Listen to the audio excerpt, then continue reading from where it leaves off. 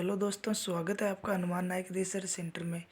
दोस्तों, आज हम बात करेंगे उपभोक्ता अधिकार, जो कि कक्षा 10th के बच्चों के चैप्टर नंबर 5 से लिया गया है। इस चैप्टर में हम बात करेंगे वो इम्पोर्टेंट क्वेश्चन और टॉपिक जो कि एग्ज़ाम की दृष्टि से बहुत ही महत्वपूर्ण है और बार बार परीक्षा में पूछे जाते हैं। तो चलिए अब हम हमारा चैप्टर शुरू करते हैं और हमारे चैप्टर का पहला टॉपिक है कि उपभोक्ता। तो दोस्तों, उपभोक्ता वे व्यक्ति होता है जो बाजार से वस्तु को खरीद कर उसका उपयोग करता है। फॉर एग्जाम्पल, जैसे आप बाजार में जाकर कोई वस्तु खरीदते हो तो आप उपभोक्ता हो। अब इसके बाद अगला टॉपिक है हमारा उत्पादक। उत्पादक वह व्यक्ति जो चीज़ों का निर्माण करता है उत्पादक कहलाता है।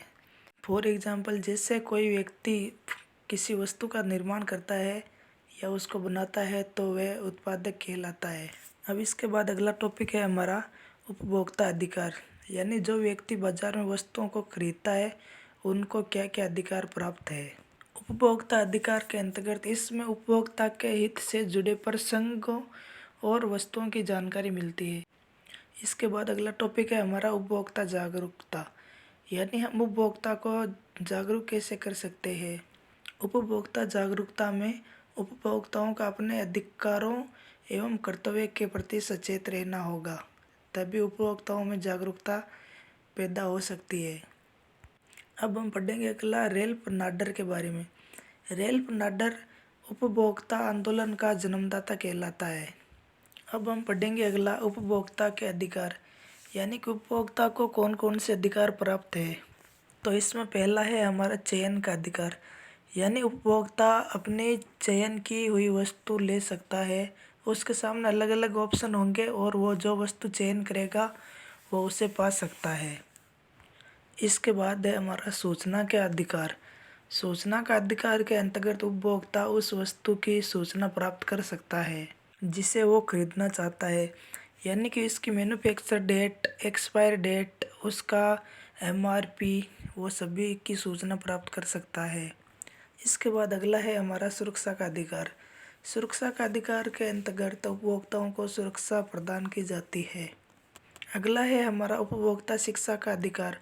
उपभोक्ता शिक्षा अधिकार के अंतर्गत उपभोक्ताओं को जागरूक बनाने के लिए उन्हें जागरूकता से संबंधित शिक्षा दी जाती है। इसके बाद अगला है हमारा उपभोक्ता के कर्तव्य, यानी उपभोक्ताओं के भी कर्तव्य है तो क्या है। तो इसमें उपभोक्ता का पहला कर्तव्य है कि उपभोक्ता को वस्तु के गुण के बारे में देखना चाहिए, यानी उपभोक्ता अगर जो वस्तु खरीद रहा है तो उसे उस वस्तु को अच्छी तरह से देखना चाहिए और उसके गुण के बारे में परखना चाहिए। इसके बाद उपभोक्ता का दूसरा कर्तव्य है कि उसे सामान की रसीद भी लेना चाहिए, यानी कि वो जो भी सामान प्राप्त करता है तो उसे उस सामान की रसीद प्राप्त करना चाहिए और रसीद के साथ ही वस्तु के साथ गारंटी कार्ड भी लेना चाहिए। और इसके बाद अगला है हमारा चौथा, वस्तु पर लिखा हुआ आईएसआई का चिन्ह देखना चाहिए। जिस वस्तु पर आईएसआई का लोगो होगा उस वस्तु को कंपनी द्वारा उसकी उचित गुणवत्ता को परखने के बाद ही बाजार में प्रोवाइड कराई जाती है। इसलिए हमें आईएसआई का लोगो देखकर ही बाजार की वस्तुओं को खरीदना चाहिए और इसके साथ ही एग मार्क और हॉल मार्क का चिन्ह भी देखना चाहिए। इसके बाद अगला टॉपिक है हमारा उपभोक्ता शोषण के तरीके, यानी बाजार में उपभोक्ताओं का शोषण किस प्रकार होता है। तो इसमें पहला है घटिया किस्म की वस्तु देना, यानी उपभोक्ता को अच्छी गुणवत्ता की वस्तु न देकर घटिया किस्म की वस्तु दे देना। दूसरा है गलत तरीके से नाप कर कम वस्तु देना, यानी वस्तु पहले पूरी नाप कर बाद में से उसमें कम कर दिया जाता है। और तीसरा है उपभोक्ताओं से ऊंची कीमत वसूल करना, यानी वस्तु की जो अधिकतम खुदरा मूल्य है उससे भी ज़्यादा उपभोक्ताओं से लेना उपभोक्ताओं का शोषण है।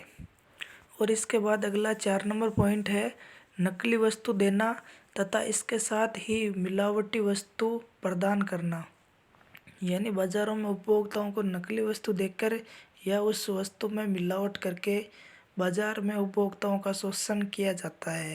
तो दोस्तों, इसके बाद अगला क्वेश्चन है हमारा कोपरा का पूरा नाम बताओ और यह उपभोक्ताओं की मदद कैसे करता है, यानी कोपरा का पूरा नाम बताना है और यह उपभोक्ताओं की मदद किस प्रकार करता है यह भी बताना है। तो दोस्तों कोपरा का पूरा नाम उपभोक्ता सुरक्षा अधिनियम है।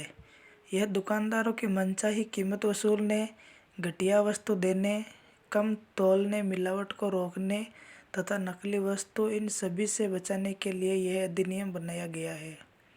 यानी दुकानदारों द्वारा मनचाही कीमत वसूलने, घटिया वस्तु देने, कम तौलने, नकली वस्तु देने इन सभी को बचाने के लिए यह अधिनियम बनाया गया है। तो दोस्तों इसके बाद अगला है हमारा सूचना का अधिकार।